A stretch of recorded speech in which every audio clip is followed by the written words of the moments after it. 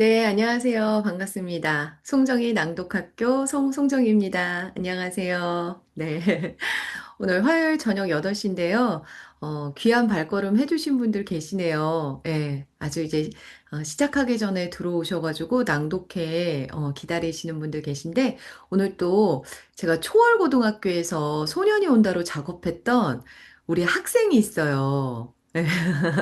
그 학생이 우리 채원이라고 오늘 또 이렇게 낭독회 구경 왔어요. 저 너무 뜻깊은데요. 네. 우리 이제 낭독 새내기가 될 것 같아요. 음, 우리 초급 2개월 과정 지나고 또 중급 2개월 과정 지났어요. 그리고 저희 여기 계시는 우리 선생님들께서는 중급 2 2개월 과정을 또 마치시고 오늘 수료 낭독회를 진행을 합니다. 네. 저희 첫 번째 낭독가 나와주시면 감사하겠습니다. 나와주세요. 안녕하세요. 네. 우리 송이쌤, 우리 따님은 어디 갔죠? 저희 딸이 지금 다른 일로 바빠서 죄송합니다. 오늘 특별 출연을, 어, 해주기로 했는데 안 나왔군요. 네. 우리 정송이 선생님의 목소리로 낭독회 문을 열도록 하겠습니다. 큰 박수로 맞아주세요.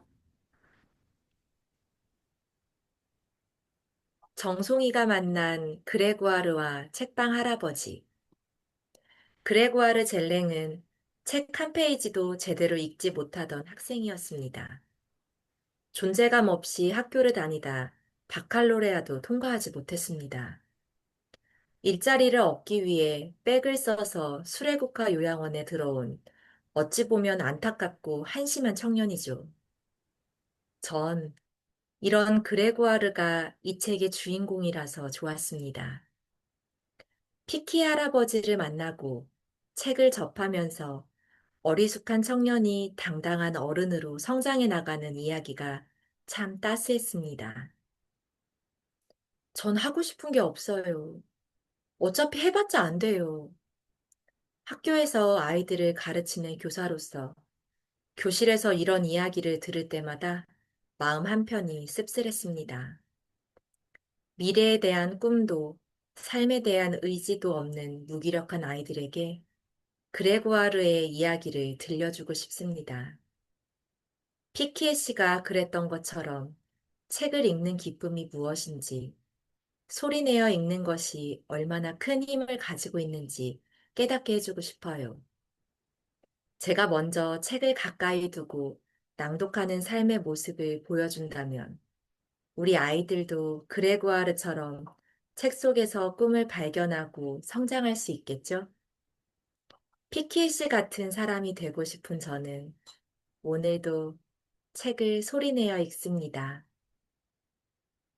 저는 두 번째 에피소드, 그레고아르와 피키의 할아버지의 흥미진진한 첫 만남 이야기를 들려드리겠습니다. 나는 이제 막 18살이 되었다. 중학교, 고등학교, 그리고 곧바로 취업, 떨어져 나온 거다. 복잡하게 생각할 것 없이 수치상으로 지원자 가운데 80%가 바칼로레아에 통과한다. 나는 그저 나머지 20% 쪽으로 스르륵 굴러 떨어진 거고. 그 통계에 과연 내가 포함되었는지조차 불확실하다. 학교 선생님들은 전혀 신경 쓰지 않았다. 과목을 막론하고 그레고아르 젤랭, 출석, 결석. 출석은 했지만 결석한 거나 마찬가지인 존재. 그야말로 완벽한 벽으로 드나드는 남자. 중학교 4학년 때 진로 상담을 받으면서부터 나는 정말 당혹스러웠다. 그 모든 직업들에는 저마다 바칼로레아 그 이상의 뭐가 뭔지 알 수 없는 필수 과정들이 잔뜩 있었고, 나에게는 그저 끝없이 코앞에서 연속적으로 꽝 하고 다치는 분들일 뿐이었다. 나는 엄마에게 그 얘기를 했다. 진로 상담 선생님은 내 말은 한마디도 안 들어. 난 나무를 좋아한다고 말했어. 그랬더니 산림청 얘기를 꺼내더라고. 이과형 바칼로레아를 준비하라니. 난 수학엔 완전 젬병인데. 그런 내가 뭘 할 수 있겠어? 언제나 현실적이고 사리분별이 빠른 엄마는 말했다. 내가 네 나이 때 그랬던 것처럼 너도 취직을 해. 시청에는 일손이 모자랐고 그래서 용케 녹지과의 일자리를 얻게 되었다. 솔직히 그 일에 만족할 수도 있었을 것이다. 탁 트인 야외 활동. 그건 내가 좋아하는 거니까. 하지만 내가 하는 일은 하루 종일 잔디를 깎고 낙엽을 쓸어내는 것이었다. 그 일이 끝나고 나면 삽을 들고 개똥과 씨름을 하고 운동 경기 다음 날이면 깨진 유리병 조각들을 주워 담아야 했다. 나는 빛의 속도로 그 일에 넌더리가 났다. 시청 사회복지과 부책임자인 태롱 씨와 안면이 있는 엄마는 그의 백을 썼다. 수레국화분과 공식적으로 내 급여 계산표에는 의료시설 업무 지원 인력이라고 표기되어 있었다. 일주일에 35시간 근무, 요양원 원장인 마송 부인이 직접 내 급여액을 결정했다.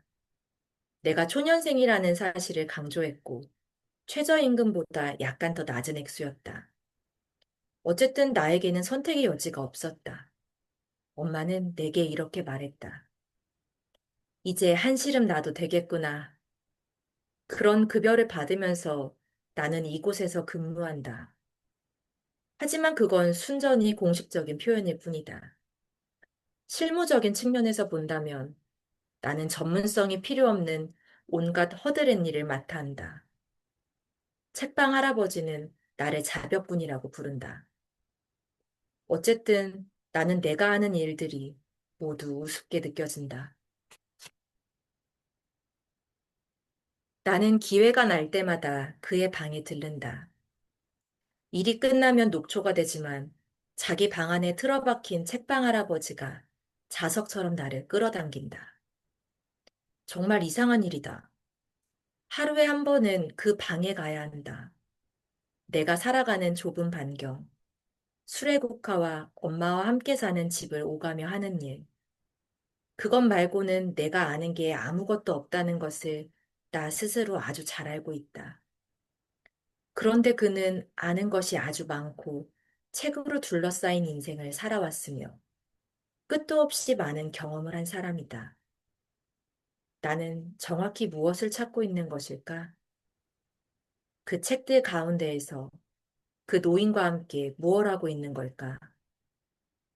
게다가 나는 그 책들을 만지거나 펼쳐보지 않으려고 조심한다. 무엇이 두려워서? 나도 모르겠다. 틀림없이 학교에서 겪은 트라우마 때문일 것이다. 책방 할아버지는 나에게 책 이야기는 입도 뻥끗하지 않는다.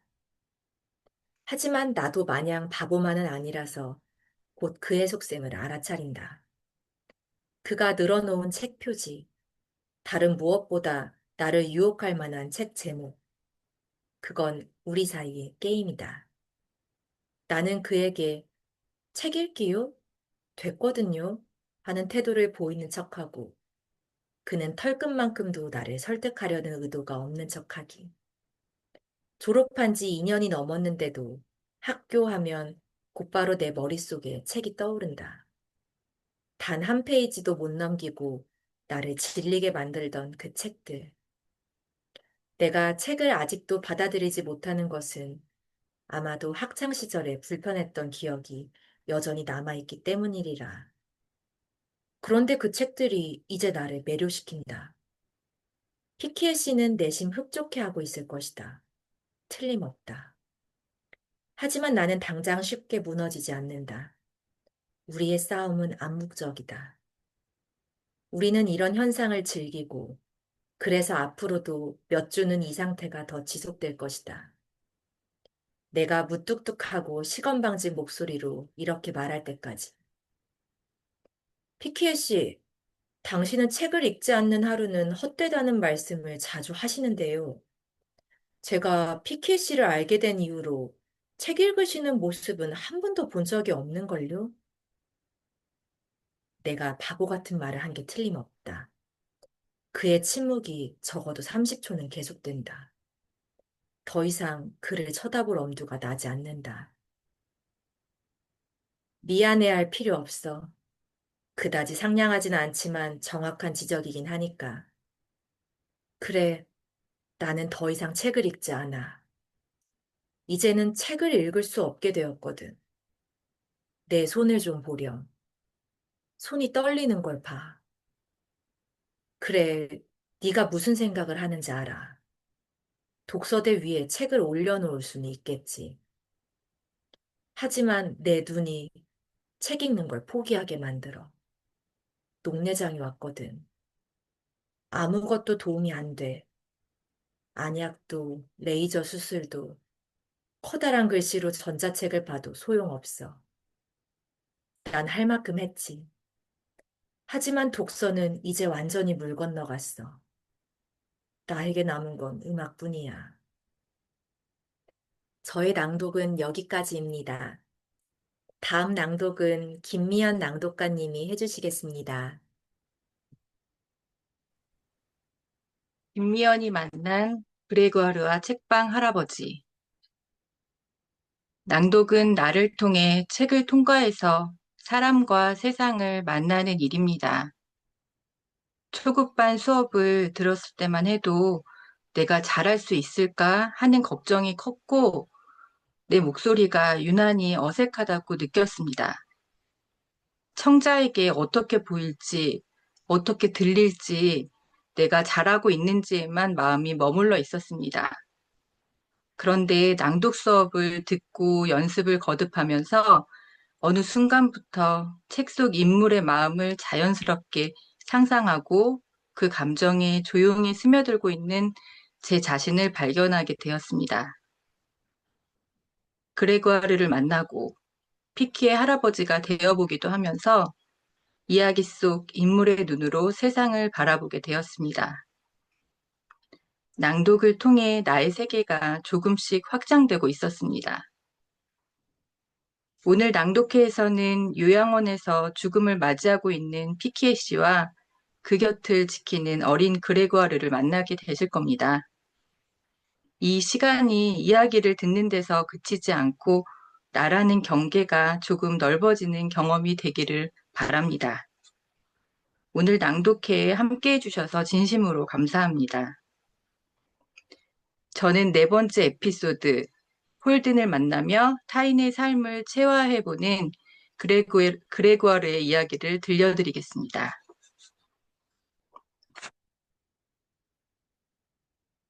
무슨 책이에요? 뒷면에 내용 요약이 있다. 나는 마음을 다잡는다. 책을 집어들고 제목과 저자를 본다. 그리고 책을 뒤집어 본다. 책방 할아버지가 앉아있는 곳에서 몇 발짝 떨어진 테이블 옆에 선 채로 나는 그가 뒷표제라고 부르는 곳에 쓰인 글을 읽는다. 지금까지 살면서 이렇게 집중해 본 적은 한 번도 없다. 그가 중간에 말을 자른다. 제발 큰 소리로 읽어다오. 더 이상 책을 읽을 수 없는 노인네에게 책을 읽어주기로 한 거 아니냐? 우리가 계약을 그렇게 한 것 같은데. 네, 맞아요. 피케 씨 말씀이 옳아요. 나는 억지로 웃음을 짓는다. 갑자기 중압감이 밀려든다. 나쁜 기억들이 물밀듯이 밀려들면서 머릿속에서 요란하게 되살아난다. 그 다음, 젤랭, 읽어봐. 중학교 프랑스어 시간에 호명된 아이들이 각자 돌아가며 2, 3분씩 큰 소리로 책을 읽곤 했다. 30분 동안 선생은 아주 악랄하게 예측 불가능한 순서로 학생들 67명을 호명했고 우리는 선생님 입에서 언제 자기 이름이 튀어나올지 몰라 항상 긴장해야 했다. 그 다음, 젤랭 읽어봐. 그리고 예상은 결코 빗나가는 법이 없었다. 나는 정신을 딴 데 팔고 있었다. 읽고 있는 내용과는 동떨어진 아득히 뭔가의 한 단어, 또 한 단어. 나는 내 취향에 맞게 이야기를 꾸며댔다.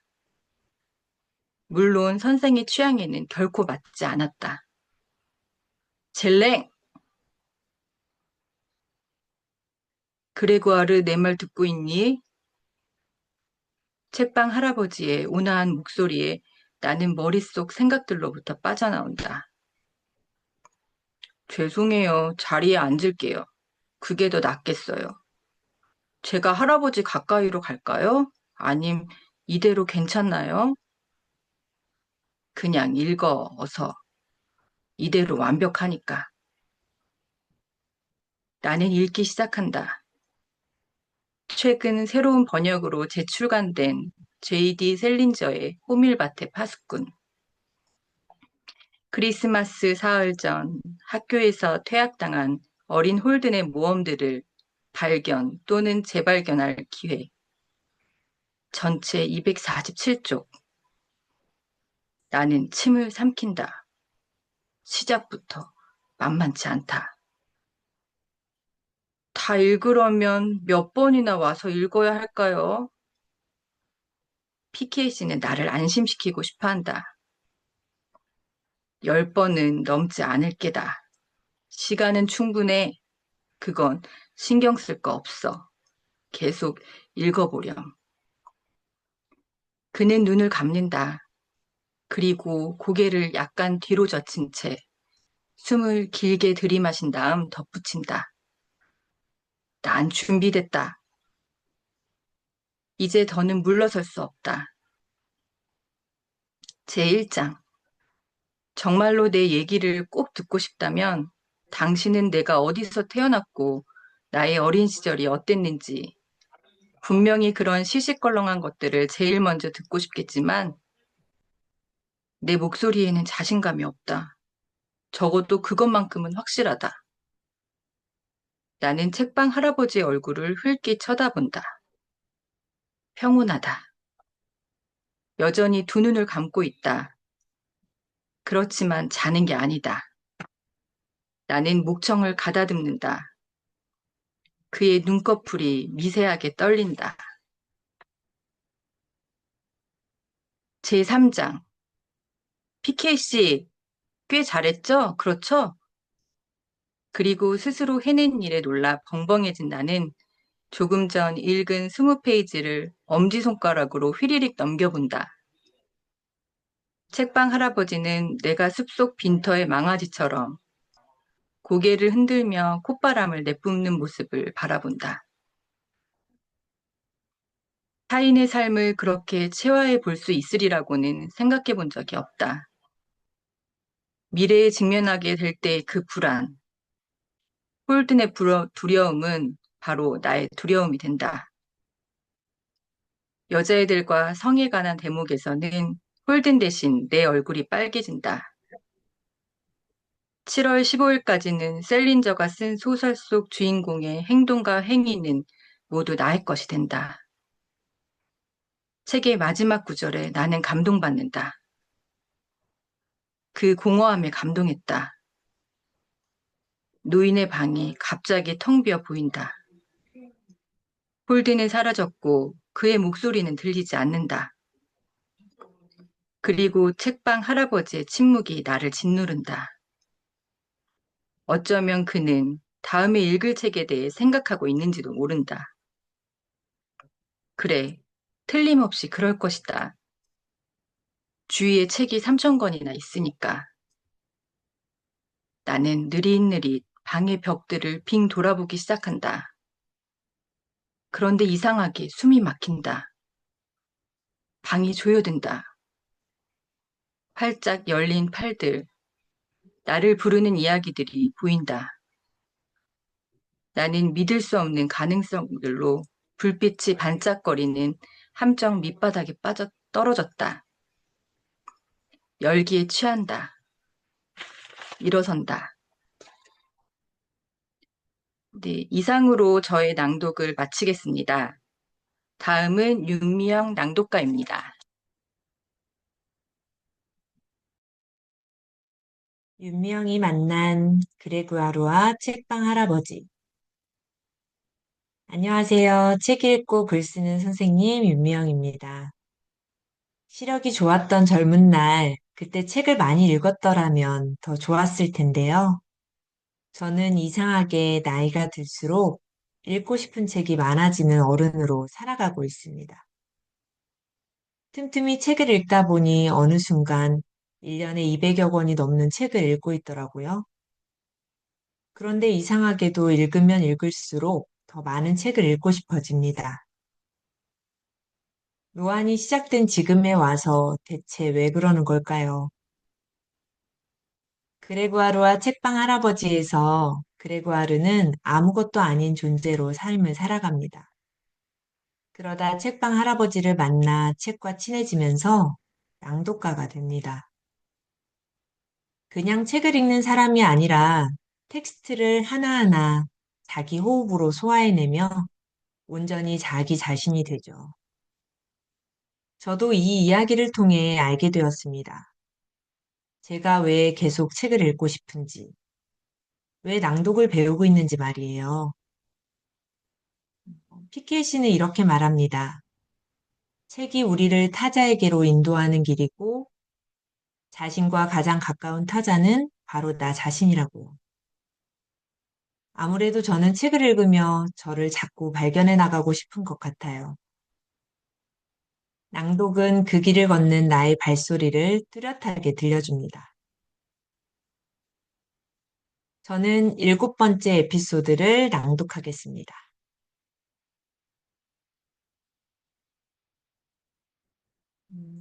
피켓 씨는 더 이상 전과 같은 사람이 아니다.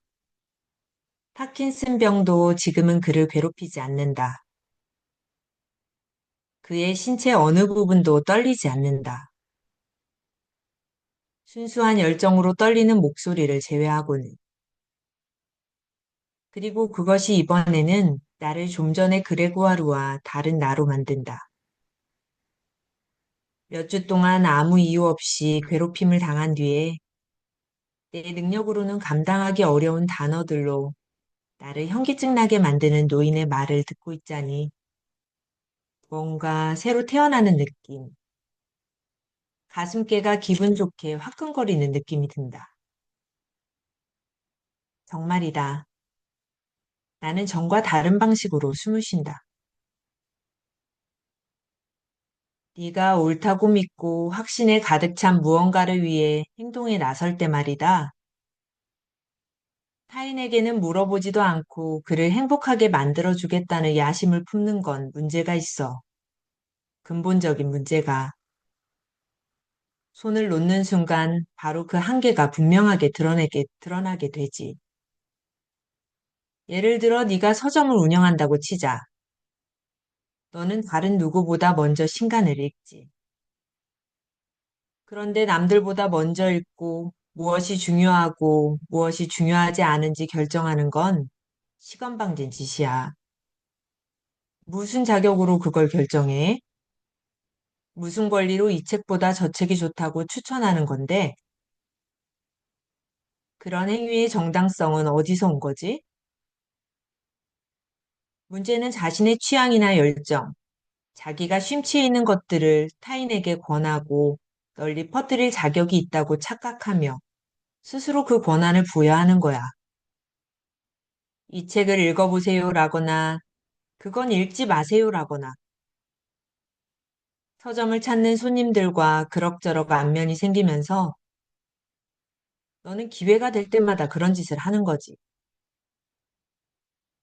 서점에는 언제나 엄청난 독서가들과 이따금씩 책을 읽는 사람들, 어른들, 아이들, 남자들, 여자들, 호기심 많은 사람들, 바쁜 사람들, 한가한 사람들, 그리고 서점과 담을 쌓고 살아가는 많은 사람들.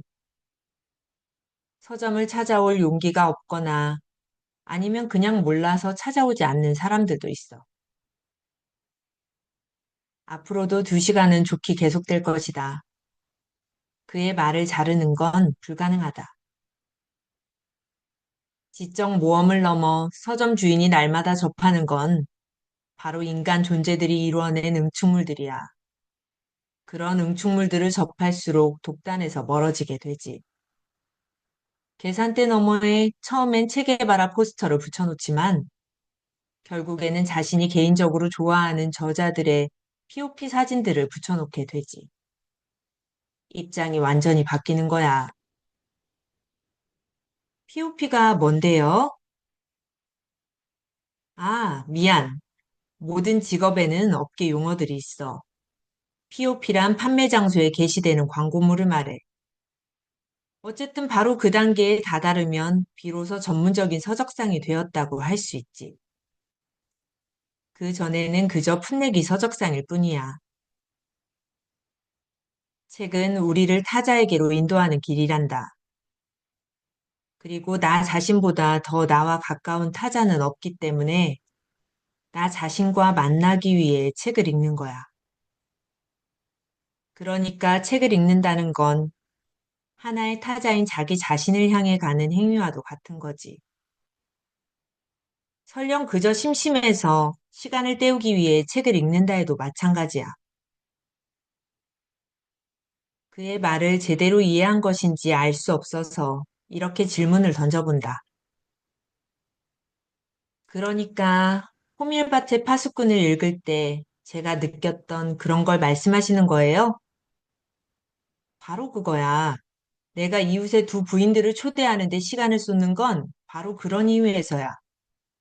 지금 이렇게 너하고 시간을 보내는 것도 같은 이유이고. 어쨌거나 잘못된 만남을 피하기 위해서는 듣는 귀의 수준과 책의 수준을 제대로 맞춰야 해. 낭독회가 모두에게 유익한 것이 되었으면 좋겠어. 이런 말을 하면 매정하게 들릴 수도 있겠지만, 우린 아무하고나 아무 책이나 읽지 않을 거다. 다음번 낭독회에서 읽을 책은 기드 모파상이다. 네, 저의 낭독은 여기까지입니다. 다음 낭독은 임미순 낭독가님이 해주시겠습니다.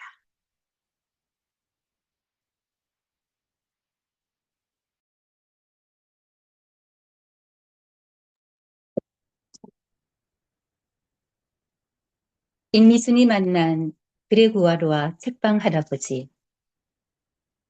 저는 그레구아르와 책방 할아버지를 통해 한 소년의 성장 과정과 인생을 바꾸는 낭독의 힘을 보았습니다. 책과는 거리가 먼 아이. 세상은 소년을 늘 부족한 아이로 바라봅니다. 그런 소년이 수레국화 요양원에서 책방 할아버지를 만난 후 조금씩 변해갑니다. 책방 할아버지는 소년에게 억지로 책을 읽히지 않았습니다. 다만 천천히 소리내어 마음을 담아 읽는 법을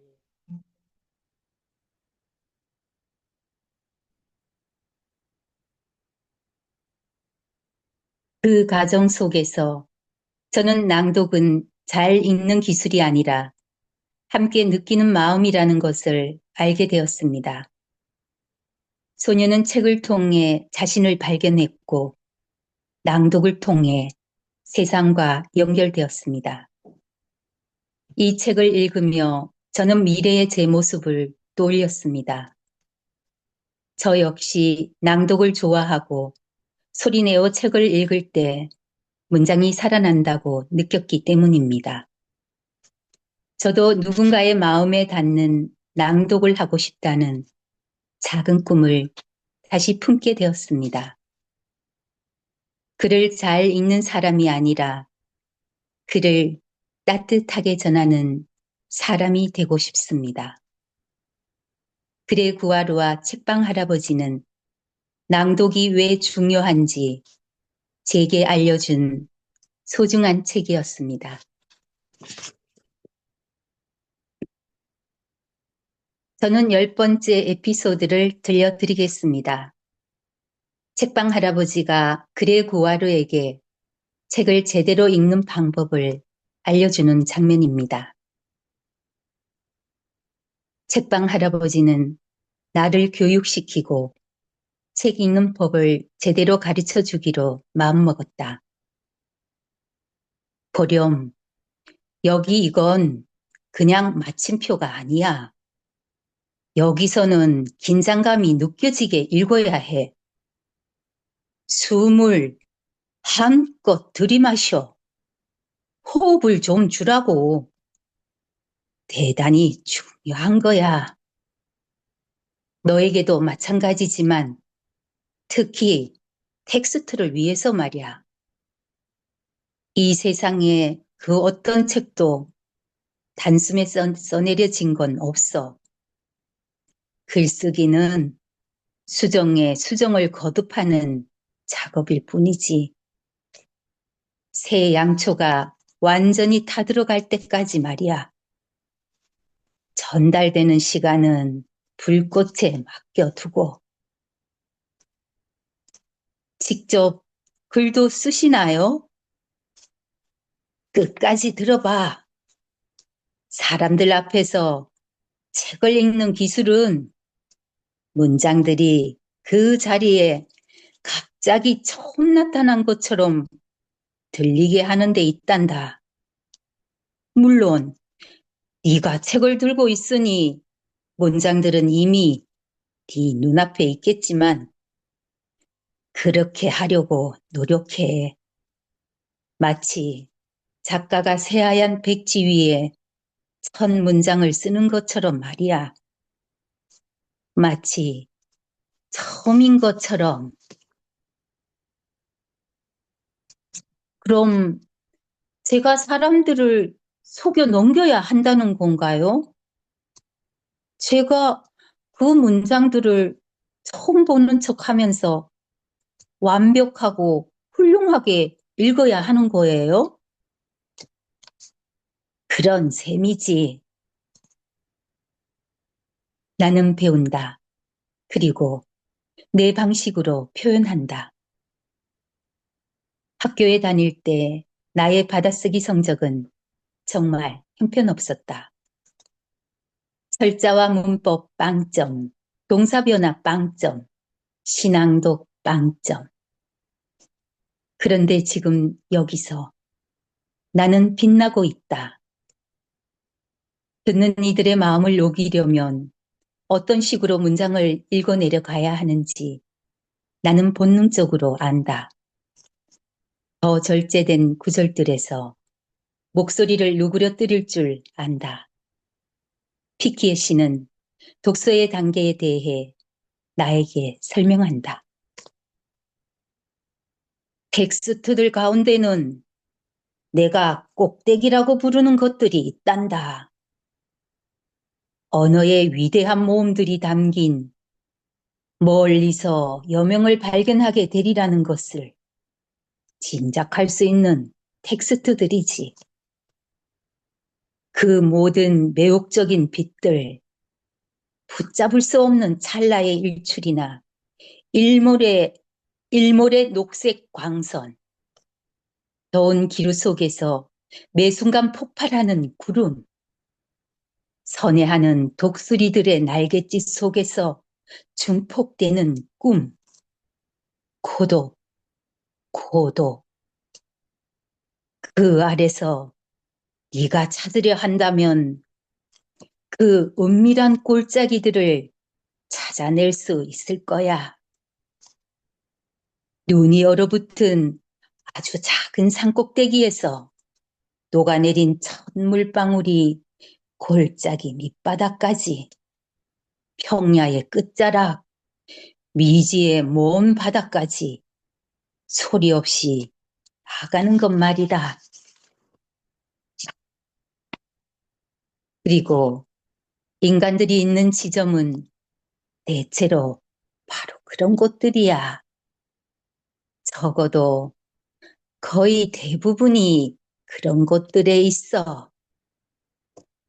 나중에 골짜기와 꼭대기 사이로 길을 개척하느냐 마느냐는 너한테 달려 있어. 그 사이길엔 마음을 사로잡는 눈부신 혼혈의 책들이 있지. 이상으로 저의 낭독을 마치겠습니다. 다음 낭독자는 김남숙 낭독가입니다. 김남숙이 만난 그레고아르와 책방 할아버지. 이번 중급이 수업의 목표는 오독을 줄이고 힘을 빼는 것이었습니다. 수업을 거듭할수록 오독은 아주 조금씩 개선되고 있는 것 같지만 편안하게 들릴 수 있도록 힘을 빼는 일은 여전히 쉽지 않습니다. 그레고아르와 책방 할아버지는 성우님에 이어 저에게 두 번째 낭독 선생님이 되어준 책이었습니다. 이 책을 낭독하며 어떻게 해야 청중에게 따뜻하게 다가갈 수 있는지 다시 한번 되새길 수 있었습니다. 이번 낭독회에서 제가 11번째 에피소드를 선택한 이유는 피키에 씨가 동성애자라는 사실이 드러나고 그로 인해 부모님과 의절하게 되는 장면이 나오기 때문입니다. 만약 내 아이가 그런 상황에 놓인다면 나는 과연 엄마로서 어떻게 행동했을까? 스스로에게 질문하게 되었습니다. 타인의 자식이라면 듣기 좋은 말을 할 수 있었을지 모르지만 내 자식의 일이라면 저 역시 피케 씨의 부모와 크게 다르지 않았을지도 모른다는 생각이 들었습니다. 그래서 부모의 역할에 대해 여러분과 함께 생각해 보고 싶었습니다. 저의 낭독을 시작하겠습니다. 피키에 씨는 게이다. 그건 누구나 알고 있는 사실이다. 공공연한 비밀. 할아버지는 그걸 교묘하게 가지고 논다. 그가 그럴 수 있는 건 연륜 덕분이다. 비웃음과 조롱, 추잡한 농담과 야유. 이미 그의 부모를 비롯해서 많은 사람들로부터 그 모든 것을 겪었다. 그가 동성애자라는 사실을 알게 된 그의 아버지는 엄청난 분노를 터뜨리면서 그를 때렸다. 당시의 젊은 조엘 피키에는 눈물을 흘리지도 변명하거나 반항하지도 않고 최대한 등을 구부리고 몸을 웅크렸다. 그는 부모 집에 있던 얼마 되지 않는 자신의 물건들을 챙겨 문과 대학에 들어가기 위해 고향집을 떠나 대도시로 향했다. 부모에게 작별 인사조차 하지 않고 뼛속 깊숙이 상처를 입은 채 그 이후로 그는 부모를 두 번 다시 만나지 않았다. 그의 부모 역시 그가 어떻게 사는지 알아보지 않았다. 그가 사랑했던 그의 어머니조차도. 그의 어머니는 아버지의 폭력을 모성애로 감싸주지 않고 외면해버렸고 그는 그런 어머니를 평생 원망하게 될 터였다. 그가 생각하기에 그러한 침묵은 배신이자 공모와 다름없는 것이었다. 그의 아버지가 그를 두들겨 팰 때 그녀는 아무런 말도 그를 보호하기 위한 단 한마디 말도 하지 않았고 매질을 막기 위한 그 어떤 행동도 하지 않았다. 매질이 가해질수록 그 방관적인 태도는 그를 과로 만들었다. 그처럼 치유할 수 없는 상처에 관해 토로할 때면 피키에 씨는 몰래 눈물을 흘린다. 오른손을 눈썹 위로 가져가 눈을 가리면서 최대한 눈물을 숨긴다. 가볍게 떨리기 시작하는 자신의 두 무릎 쪽으로 고개를 숙인 채 그가 속내를 털어놓는다는 건 그가 나를 아주 많이 신뢰하고 있다는 뜻이다. 그렇지만 그런 이야기를 들을 때면 거북해진다. 무슨 말을 해야 할지 알 수가 없다. 피케이 씨, 지난 일이잖아요. 잊어야 해요. 나도 정말 그러고 싶단다. 하지만 목숨이 붙어 있는 한은 조금도 잊히지 않을 것 같아. 그것과는 정반대로 그는 수레국화 직원들을 즐겁게 해주기 위해 대학생 시절 저지른 분별 없는 짓거리들에 대해 이야기해주기도 한다. 에이지가 모든 걸 파국으로 내몰기 전 그의 아름다운 사랑이 꽃피던 시절의 이야기들. 어떤 이들은 빈정된다. 편견 가득한 시선으로 바라본다. 또 어떤 이들은 그의 이야기에 다정하게 귀를 기울이면서 그의 기이한 행동들을 그러려니 받아들인다. 그들 눈에 피키에 씨는 파킨스병 치료로 인해 무성의 존재가 된 노인에 불과한 만큼 더더욱 그의 몸은 망가졌지만 그의 표현대로 이제 더 이상 우리에게 자랑할 심지어 씨알은 없지만 젊은 시절 그가 아주 잘생겼으리라는 걸 어렵지 않게 짐작해 볼 수 있다. 그의 이웃들인 마들렌과 셀레스틴만 보아도 그가 남자를 더 좋아한다는 사실에 대해 여자들이 얼마나 그를 야속해 하는지 쉽게 상상할 수 있다. 때로 나머지 모든 것이 배제되고 오직 한 가지 세부에만 초점이 맞춰지듯 사람을 끌어당기는 그의 대단한 매력은 자신의 20살 시절에 대해 아무것도 누설하지 않는 그 푸른 눈빛 속에 파묻혀버렸다. 피케 씨는 매력적인 사람이고 그래서 그에게 매혹되지 않은 사람은 거의 없다. 개인적으로 나를 감동시키는 것은 그가 자신의 뜨거웠던 옛사랑을 떠올리면서 말을 꺼낼 때 울려나오는 그 부드러운 목소리다. 그의 목소리는 감미로운 애무 같은 느낌이 든다. 바로 그날 내 친구와 함께. 그럴 때면 다정한 말들의 한없는 물결이 펼쳐진다. 내가 보기에 그는 살아오는 동안 지상에서 가장 아름다운 사랑을 했노라고 자랑할 만하다. 오랜 세월이 흐른 지금까지도 그가 그 남자에게 품고 있는 사랑은 다른 모든 이들을 들러리로 만들어버린다.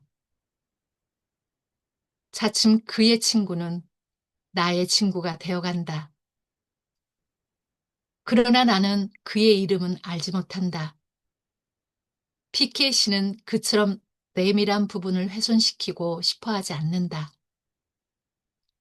그래서 그 친구는 항상 내 친구다. 자갈 해변을 배경으로 찍은 서로에게 매혹된 두 사람의 사진이 침대 머리맡 탁자 위에 놓여 있다. 내가 아는 건 단지 그 친구가 포르투갈계의 화가였다는 것뿐이다. 사실 나는 불쑥불쑥 모습을 드러내는 그 사랑에 마음이 산란하다. 질투일까? 그럴지도 모르지. 나는 무엇을 기대하고 바라는 걸까? 이 노인의 현재에서 각별한 위치를 차지하는 것. 그의 남자친구? 제자? 친한 친구 또는 깊은 속내 이야기를 나누는 사람? 직장 동료들은 나를 먹물이라고 부른다. 또 어떤 이들은 마성 부인의 표현을 그대로 따라 피케 씨의 총아라고 부른다. 마지막으로 가장 멍청한 돌대가리들이 즐겨 부르는 별명이 대미를 장식한다. 물론 그 돌대가리들은 남자들을 의미한다. 진짜 남자다운 남자들, 거친 녀석들, 언제 어디서건 사내 냄새를 풍기는 자식들 말이다. 교태 섞인 여자 목소리를 흉내내며 복도에서 내게 집적되는 건 결코 여자들이 아니라 언제나 바로 그런 녀석들이다. 그래, 그 일은 잘 지내니? 귀염둥이야? 책방 할아버지처럼 나이 든 남자의 귀염둥이라는 건 그저 덜 떨어진 놈. 어딘가 좀 모자라는 놈이라는 뜻으로 들린다. 그런 말들은 모욕감 때문이라기보다 날이 갈수록 점점 더 견고해지는 우리 관계의 순수성을 침해한다는 점에서 나를 더 화나게 한다. 나는 어느 누구의 귀염둥이도 아니고 피키 씨 또한 몇몇 사람들이 나와 결부시켜 생각하는 그런 아버지나 할아버지가 결코 아닐 것이다. 피키 씨는 나에게 기회를 주는 사람이다. 그분 덕분에 나는 낭독가가 되었다. 저의 낭독은 여기까지입니다. 다음 낭독은 이경의 낭독가입니다. 이경애가 만난 죄송합니다. 이경애가 만난 그레그와르와 책방 할아버지. 안녕하세요. 저는 초등학교 사서교사로서 도서실에서 아이들과 복작거리며 지내고 있습니다. 그래서인지 이 책을 읽으며 책방 주인 피키의 할아버지의 가치관에 깊이 공감했습니다. 책 한 권 한 권을 소중히 여기는 마음, 그리고 저자들에게 얻은 마음의 빛을 다른 이들에게 전하고 싶어 하는 그 진심이 제 마음에도 깊게 와닿았기 때문입니다. 지난 2달 동안 여러분과 함께 이 책을 낭독하며 참 많은 장면이 머릿속에 남았습니다. 할아버지의 목욕을 돕던 그레고아르의 손길, 임종을 앞둔 모렐군의 곁을 지키며 책을 읽어주던 순간, 그리고 홀로 치른 장례식까지 매 순간이 감동이었습니다. 돌이켜보면 전업주부로 살던 제가 다시 일을 시작하고 늦은 나이에 대학원과 임용시험이라는 높은 벽을 넘을 수 있었던 건 스스로 알을 깨고 나오려는 용기가 있었기 때문입니다. 그래서 이번 29번째 에피소드에서 괴롭힘을 이겨내고 당당히 일어선 그레고아르의 모습이 유독 제 마음을 울렸습니다. 그 용기를 담아 오늘 제가 준비한 29번째 에피소드 낭독을 시작하겠습니다.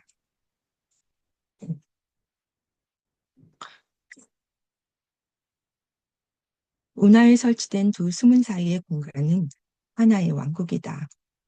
거기서 혼자 나는 선별을 한다. 집중하면서 몰입된 채 아무 소리도 들리지 않는다. 내 숨소리 밖에는 붕덩 혹은 콩당 아무래도 상관없다. 바로 그날 뭔가가 거의 머리를 아슬아슬하게 스쳐갔다. 누군가가 내게 사갈돌들을 던진다. 나는 몸을 일으킨다. 분치길에 흐릿한 형체가 보인다. 수경을 벗으니 조금 더 분명하게 보인다. 그 사람의 형체, 쓰레기 단위와 나랑 같은 고등학교를 다녔던 녀석. 손에 작은 맥주캔을 하나씩 든 그들은 조용히 다가와 또다시 내 쪽으로 돌을 던진다. 나는 반사적으로 반대편 기슭 쪽으로 헤엄쳐 가지만 그쪽 둑으로는 올라갈 수 없을 것이다. 제 방의 침식을 막기 위해 땅속 깊숙이 박아 넣은 철판들 때문에 어떤 식으로든 거기서 빠져나갈 방법이 없다. 그들은 영리하다. 그들은 그걸 이미 알고 있다. 그 두 사람은 입가에 웃음기를 띤 채 내가 있는 지점에서 걸음을 멈춘다. 궁지에 몰린 먹잇감을 바라보는 포식자의 미소. 아니, 그의 거친 목소리, 그의 짓궂은 짓거리. 다니가 농지거리를 내뱉기 시작한다. 그가 자기 친구에게 말한다. 젤랭리 아들 기억하지? 그 빨강머리 꼬마. 너처럼 그 해의 바칼로리아를 망친 녀석 말이야. 저 곱상한 낯짝 생각 안 나? 숨만 겨우 꼴딱거리는 부모 책방 영감이 저 녀석 뒤를 봐주고 있어. 녀석은 이제 허구한 날 농땡이를 쳐. 선생께선 책을 낭독하시지. 시건방이 하늘을 찔러 저 꼴 좀 보라고 저게 훈련을 하는 거래. 그는 들고 있던 맥주캔을 입으로 가져가서 마지막 한 방울까지 탈탈 털어넣는다.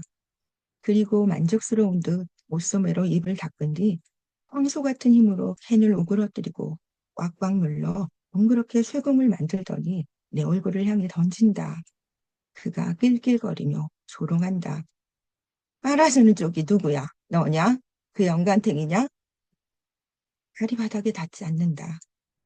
나는 물속으로 모습을 감춘다. 그들에게서 벗어나려 애쓴다. 하지만 헛수고다. 그들은 태연하게 나를 따라온다. 2미터 거리에서 나를 내려다본다. 퍼붓는 욕과 짤을 맞추어 내게 자갈들을 던져댄다. 야! 이 남장 새끼야! 이 형님이 지금 말씀하시는데. 그 두 녀석 중에서 어떤 놈이 더 큰 돌을 던지는지 가늠할 수가 없다. 크건 작건 상관하지 않고 그들은 손에 잡히는 대로 마구에게 돌을 던진다. 딸다리에는 파킨슨 병에 걸린 덜덜거리는 손이 최고지. 다니는 엄청나게 커다란 돌멩이를 집어들어 공중에 대고 빙빙 휘두른다.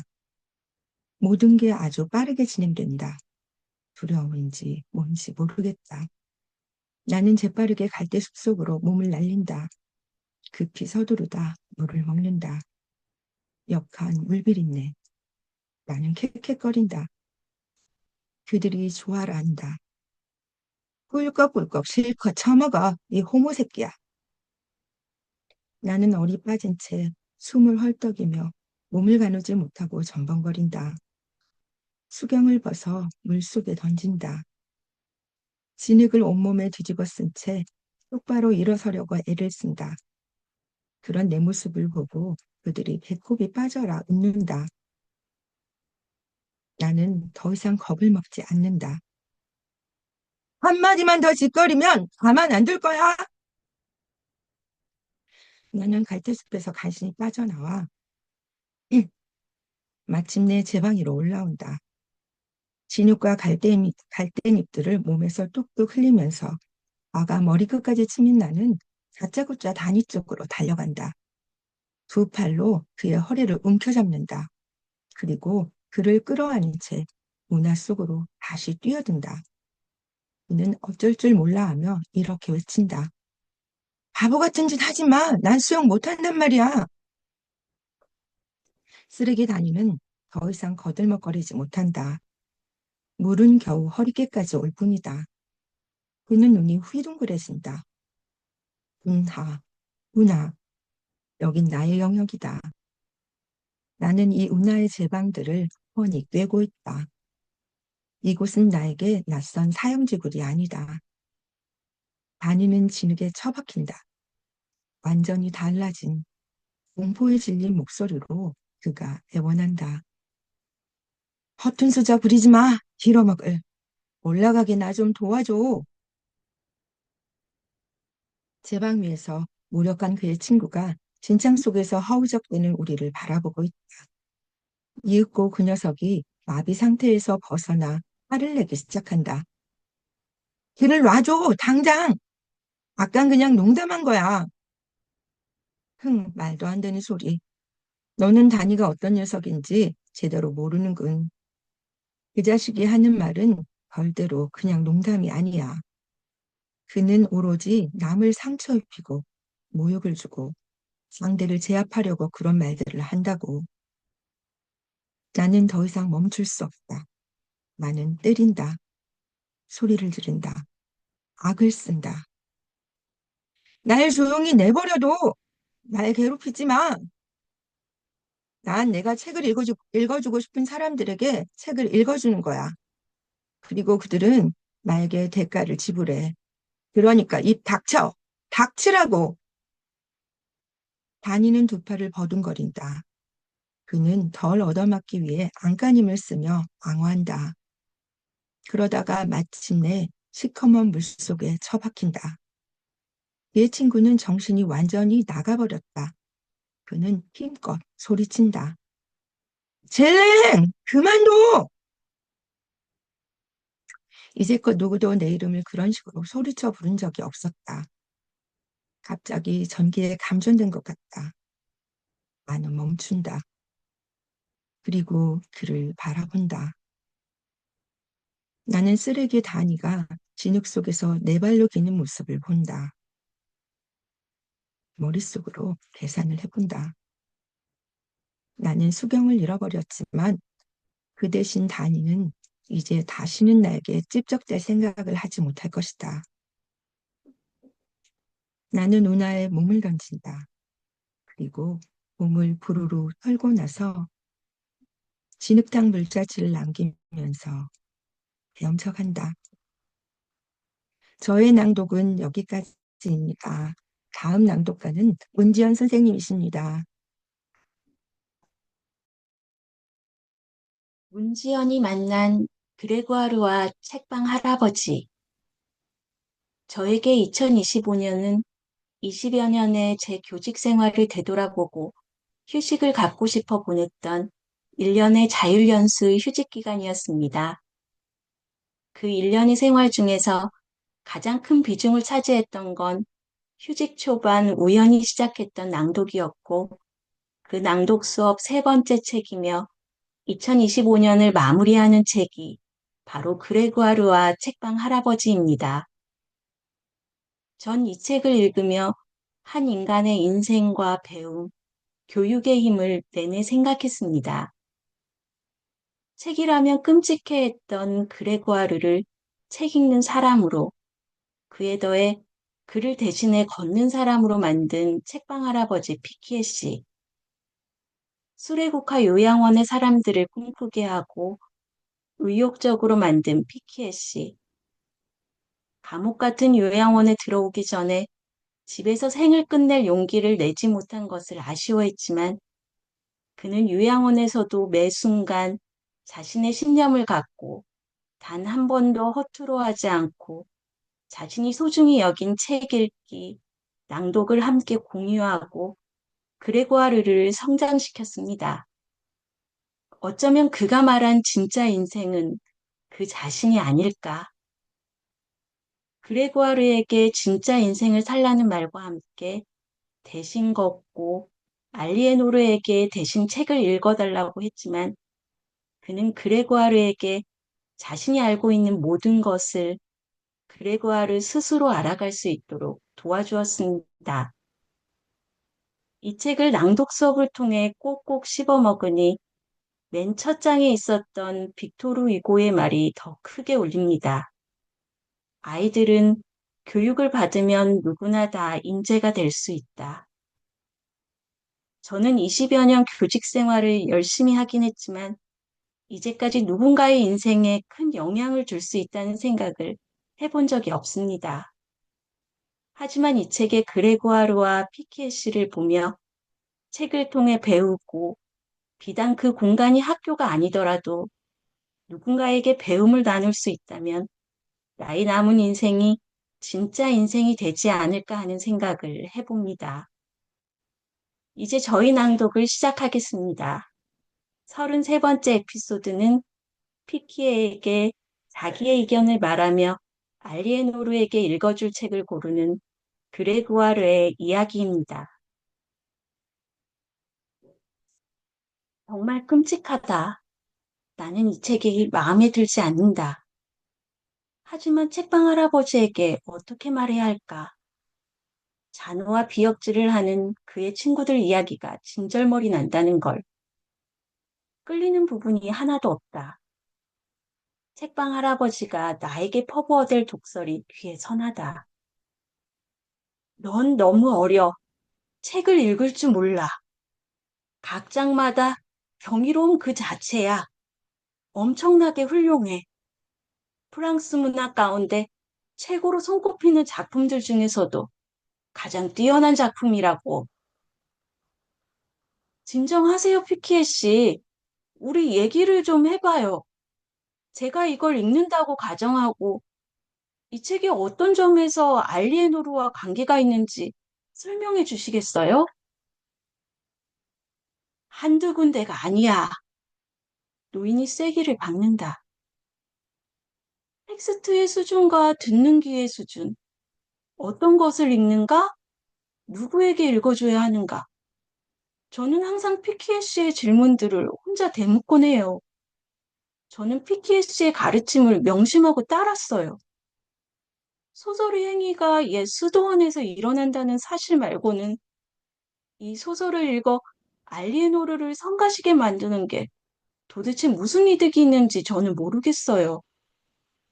우리가 선택한 책이 오로지 우리 자신의 즐거움만을 만족시켜서는 안 되는 거잖아요. 즐거움은 공유되어야 하는 거잖아요.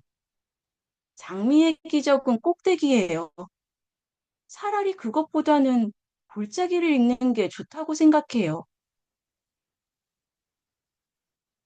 책방 할아버지는 한마디 대꾸도 없다. 그저 내 말에 귀를 기울인다. 그리고 마음속으로 몹시 기뻐한다. 할아버지, 우리 이렇게 하기로 해요. 저는 할아버지를 위해 300km를 걷겠어요. 그리고 걸으면서 할아버지께 모든 걸 상세하게 알려드릴게요. 하지만 그곳에 도착하면 제가 원하는 걸 읽겠어요. 그래, 그래 좋다.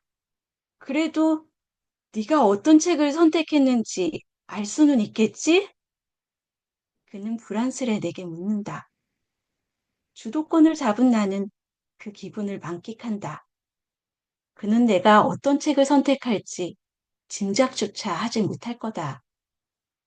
그가 계속 조급해하도록 뜸을 들인다. 그러고 나서 마침내 자기 확신으로 가득한 자의 거만한 태도로 말한다. 조지의 알랄 마틴의 얼음과 불의 노래요. 책방 할아버지는 전혀 감흥을 느끼지 못한다.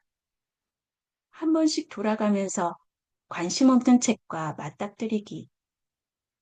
나는 전 세계를 열광의 도가니로 몰아넣은 텔레비전 시리즈에 대해서는 말을 아낀다.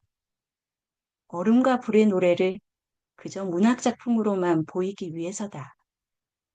그리고 나는 한 권의 골짜기는 골짜기들의 세계에 속해 있어야 한다고 장황하게 떠들어댄다. 더 정확히 말하자면 공포를 불러일으키는 작품이며 서사적이고 사실주의적인 동시에 환상적인 작품이라고. 더 말해 무엇하랴. 나는 알리에노르가 죽고 300년이 지난 뒤 영국에서 일어난 어떤 사건의 영감을 받아 쓴 마틴의 이야기들을 듣는 그녀를 떠올린다. 그녀는 그 이야기에 열광할 것이다. 예루살렘으로 가는 길 위에서 그녀 자신이 겪은 고난을 상기시키는 이야기 속 발리리아 땅으로 향하는 대목들을 들을 때는 그녀의 귀가 떨릴 것이다. 알리에노르도 좋아할 거예요, 피키에 씨. 저를 믿으셔도 돼요. 피키에 씨의 특별한 여인은 여왕 대접을 받을 거예요. 낭독 기사인 제가 보장해요. 얼음과 불의 노래는 분명히 그녀 마음에 들 거예요. 나는 장난으로 기사처럼 바닥에 무릎을 꿇고 머리를 숙인다. 책방 할아버지는 나에게 설득당했음을 시인한다. 그러려무나 이 날강도 같은 녀석아. 네가 돌아오면 그때 너희 20살 생일 파티를 열자꾸나. 우리는 숙연한 눈길을 주고받는다. 그러나 두 사람 중 누구도 말을 덧붙이고 싶어 하지 않고 그저 서로에게 한쪽 눈을 질끈 감으며 윙크한다. 나무는 그가 마침내 나에게 말한다. 쓰러졌을 때 비로소 하늘을 발견하지. 내가 전에 보주 산맥에서 나무꾼 한 사람을 만났는데 그 나무꾼은 그것을 통나무의 깨달음이라고 부르더구나. 이상으로 저의 낭독을 마치겠습니다. 다음은 김정아 낭독가의 낭독이 있겠습니다. 김정아가 만난 그레고아르와 책방 할아버지. 저에게 그레고아르와 책방 할아버지는 낭독법을 배울 수 있는 기본서이기도 하지만 읽다가 공감되어 고개를 끄덕이며 소리내어 읽게 만드는, 아니, 소리내어 읽을 수밖에 없는 그런 책입니다. 전 이번 과정에서 특별히 느꼈던 것은 낭독자의 마음이 낭독할 때 전해진다는 거였습니다. 한 번은 수업 때 송정희 성우님께서 저에게 너무 슬프다고, 슬픈 대목이 아니라고 말씀해 주셨습니다. 전 속으로 놀랬죠.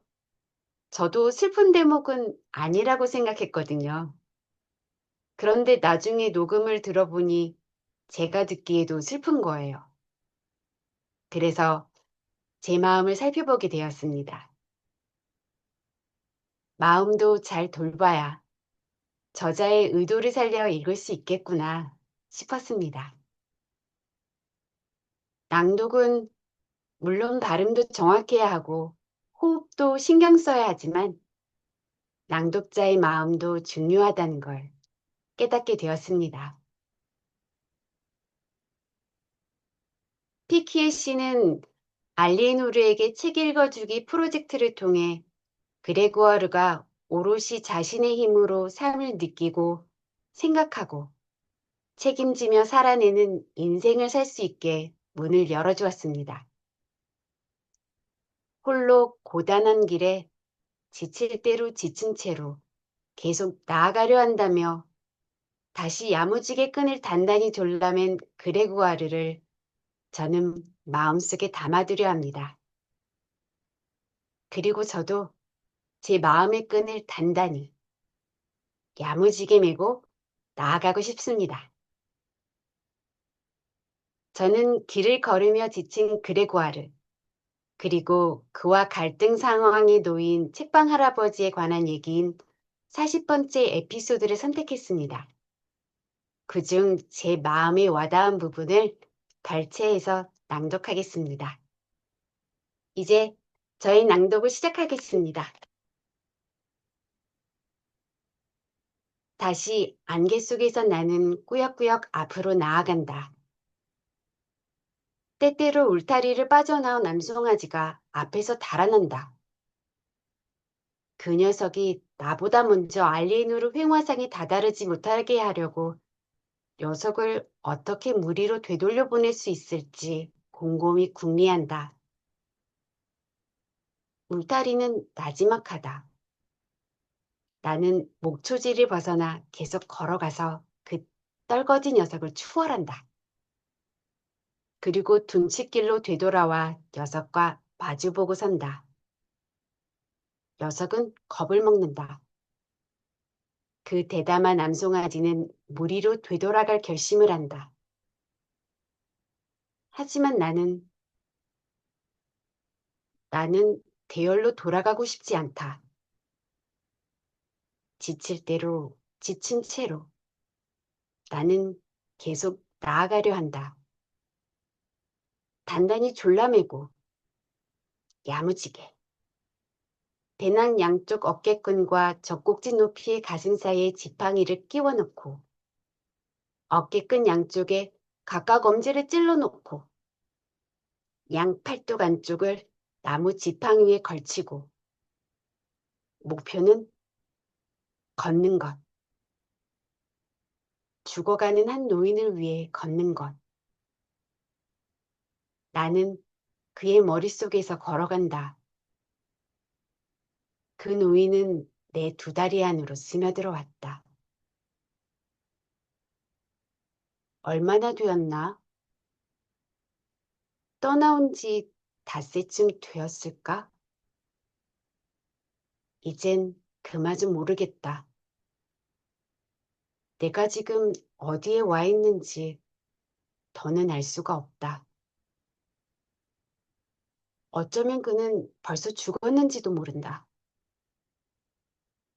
내 머릿속은 때때로 행복감에 취했다가 이내 아주 깊은 절망감에 빠지면서 요요처럼 오르락내리락한다.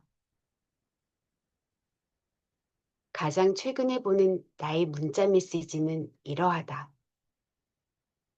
지쳤음. 지긋지긋해. 쥐.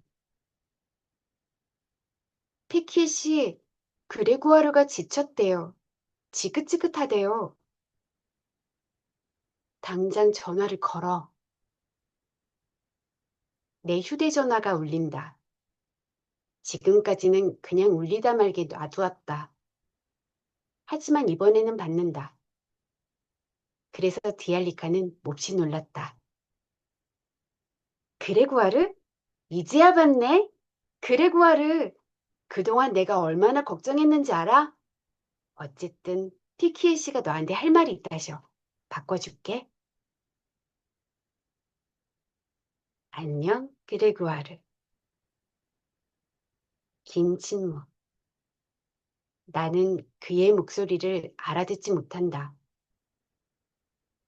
아주 약한 목소리. 세상 저편에서 전해져 오는 듯한 떨리는 목소리. 거기서 나는 핵심을 이해해낸다.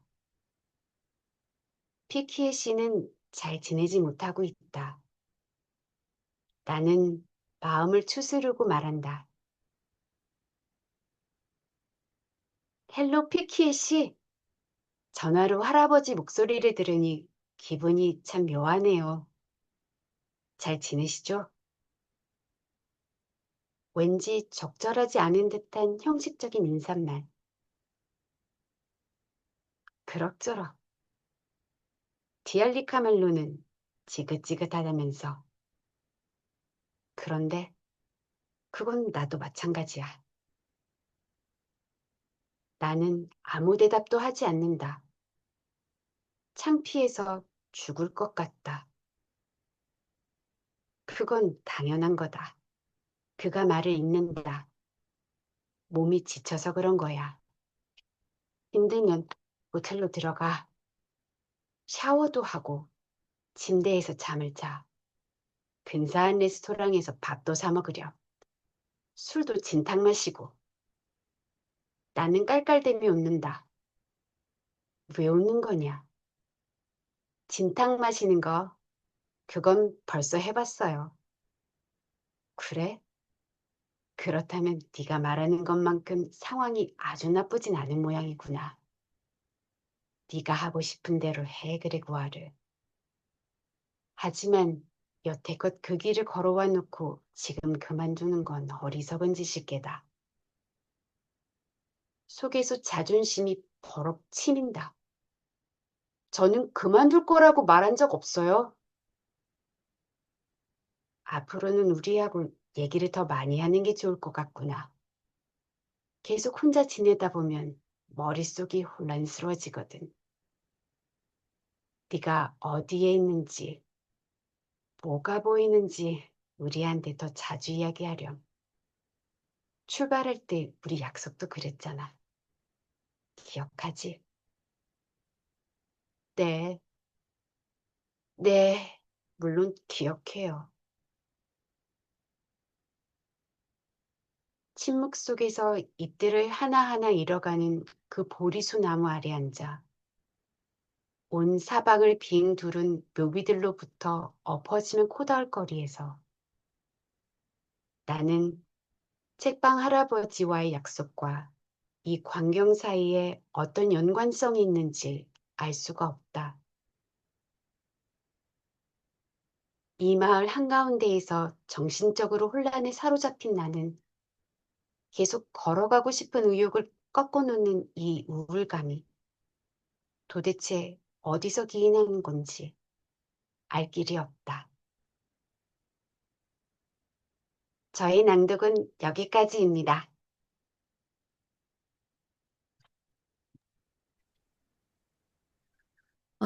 네. 정송희 선생님의 목소리로 시작해서 우리 김정아 선생님까지 이렇게 마무리를 지었어요.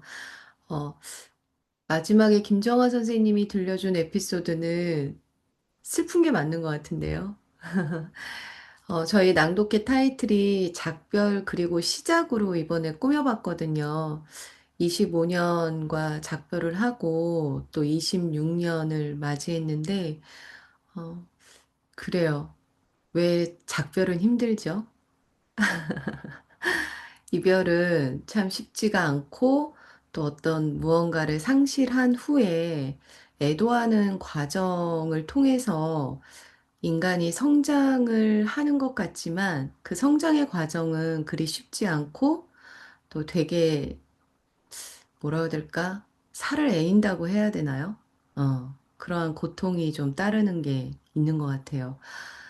어, 그 피키 할아버지를 떠나서 혼자 그 여정을 갔을 때 그레고아르가 지금 정화 선생님 했던 에피소드에서 그 찾아오는 우울감이 좀 이해가 되더라고요, 오늘은. 예. 피키아 할아버지와 이별할 것도 알고 또 이별한 후에 피키아 할아버지를 어떻게 보내야 할 것인지 그것에 대한 되게 중압감도 그레고아르한테는 있었을 거라는 생각이 들어요. 그래요. 우리가 만나고 헤어지고 만나고 헤어지고 이런 반복의 여정을 하는 게 삶인데 참 쉽지 않습니다.